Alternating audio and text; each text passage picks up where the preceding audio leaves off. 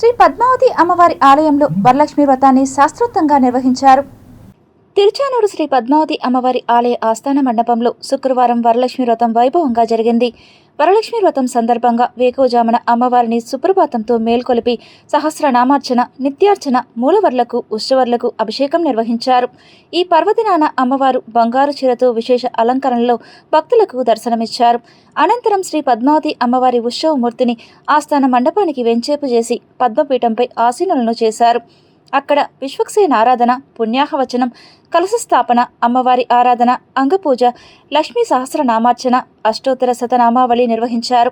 ఈ సందర్భంగా అమ్మవారిని రోజా, చామంతి, మల్లె, సంపంగి, తులసి, పన్నీరాకు, మరువము, తామరపూలు, వృక్షి వంటి సాంప్రదాయ పుష్పాలతో అమ్మవారిని ఆరాధించారు. ఈ సందర్భంగా అమ్మవారిని 9 గ్రంథులతో అలంకరించారు. ఒక్కో గ్రంథిని ఒక్కో దేవతకు గుర్తుగా ఆరాధించారు. భవిష్యోత్తర పురాణంలో వ్యాస భగవానుడు వరలక్ష్మి వ్రతం పూజా విధానాన్ని, మహత్యాన్ని తెలియజేశారని ఆలయ అర్చకులు తెలిపారు. పూర్వం శంకరుడు పార్వతీదేవికి ఈ వరలక్ష్మి వ్రతం విశిష్టత, ఆచరించవలసిన విధానాన్ని తెలియజేసినట్లు పురాణాల ద్వారా తెలుస్తోందన్నారు.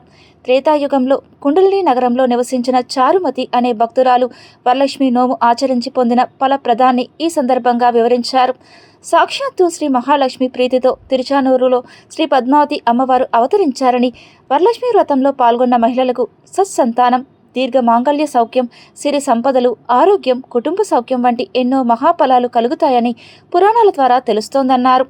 తరువాత 12 రకాల వివిధ నైవేద్యాలను అమ్మవారికి నివేదించారు. అనంతరం మహామంగళ హారతితో వరలక్ష్మి వ్రతం ముగిసింది.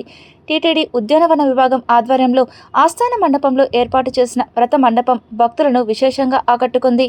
40 మంది సిబ్బంది, 3 టన్నుల సాంప్రదాయ పుష్పాలు, 6 రకాల 30,000 కట్ ఫ్లవర్స్తో 3 రోజుల పాటు శ్రమించి అమ్మవారి ఆలయం ఆస్థాన మండపం, వ్రత మండపాన్ని సర్వాంగ సుందరంగా అలంకరించారు. ఇందులో బత్తాయి, యాపిల్ వంటి ఫలాలు, వివిధ సాంప్రదాయ పుష్పాలతో వ్రత మండపాన్ని అద్భుతంగా రూపొందించారు. మండపం పై భాగంలో గజలక్ష్మి అమ్మవారు, కింది భాగంలో 2 వైపులా ఐరావతాలు ప్రత్యేక ఆకర్షణగా నిలిచాయి.